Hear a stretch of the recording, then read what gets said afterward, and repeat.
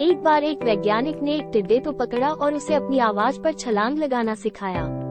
वैज्ञानिक टिड्डे से कहता कूदो, टिड्डा उसकी आवाज सुनते ही जोर से छलांग लगा देता। अब वो वैज्ञानिक था तो प्रयोग करना बनता ही था। उन्होंने टिड्डे की छलांग पर प्रयोग किया। वैज्ञानिक ने उसकी एक टांग तोड़ दी और फिर बोला कूदो। अब टिड्डे की छलांग की दूरी कम हो गई। वैज्ञानिक ने उसकी दूसरी टांग तोड़ दी और फिर बोला कूदो। टिड्डे की छलांग और कम हो गई। अब तोड़ी गई उसकी तीसरी टांग, फिर छलांग की दूरी और कम हो गई। एक एक करके बेचारे टिड्डे की सारी टांगें तोड़ दी गई।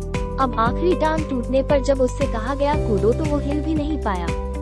अब वैज्ञानिक ने अपना निष्कर्ष अपनी डायरी में लिखा। जानते हो उसने क्या लिखा? जब टिड्डे की एक टांग तोड़ी गई तो वो थोड़ा बहरा हो गया। जब उसकी दूसरी टांग तोड़ी गई तो वो और बहरा हो गया।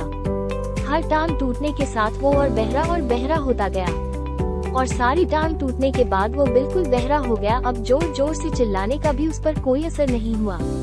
वो तो अपनी जगह से हिला तक नहीं, छलांग लगाना तो दूर की बात थी। इस कहानी को सुनकर सभी को ऐसा ही लग रहा है ना कि क्या मूर्ख वैज्ञानिक था, इतनी सीधी सी बात उसे समझ में नहीं आई। या कुछ लोग ये भी सोच रहे होंगे कि ये तो किसी बच्चे को भी पता है कि टिड्डे की छलांग उसके टांग टूटने की वजह से कम होती जा रही थी, ना कि वो बहरा हो गया था।